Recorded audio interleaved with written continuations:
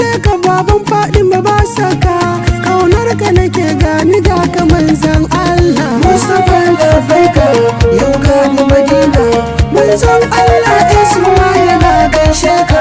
A karɓan baituka na gare ka manzan Allah, a amsa min in samu guri gun Allah. A yarda da ni ina ta roko dan Allah, ni kaunar ka nake yi manzan Allah. Mustapha labbaika yau gani Madina, manzan Allah Isma'il na gaishe ka.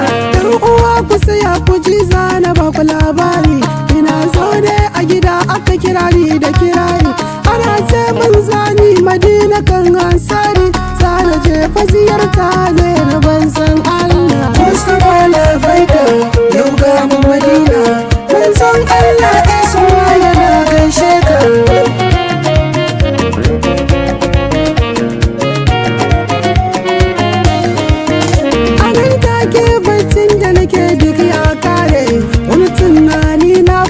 Ciki na ya daure wani zani Madina, kai haba kai kun daure, ina godiya gare ku dai bayin Allah. Mustapha labbaika yau gani Madina, manzon Allah Isma'il na gaishe ka.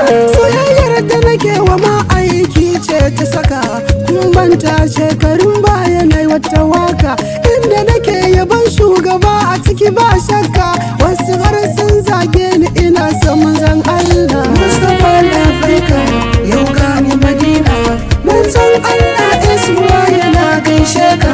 Annabin zaka rike ya kai ka har can sa'a, in ka so shi ka so Allah ba mai ba'a, duniya da kiyama mu bun kuce kan fara'a, don muna da shugabanmu manzon Allah. Mustapha labbaika yau gani Madina, manzon Allah Isma'il na gaishe ka.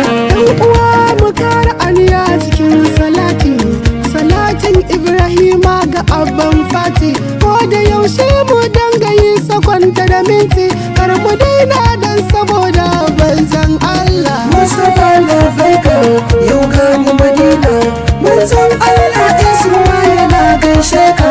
Mai kaunar Allah za ya so annabi namu, mai san Allah za ya so annabi namu, wanda ke san manzon sira zai gaishe mu, saboda yabo da baituka muke gun manzala. Mustapha labbaika yau gani Madina, manzon Allah Isma'il na gaishe ka. Ta ina zan fara tunani har wa'in kishi, in dai hakan a duniya bani da kishi, wa ya kama ka sallar shugaba ka kira wasi manzon Allah.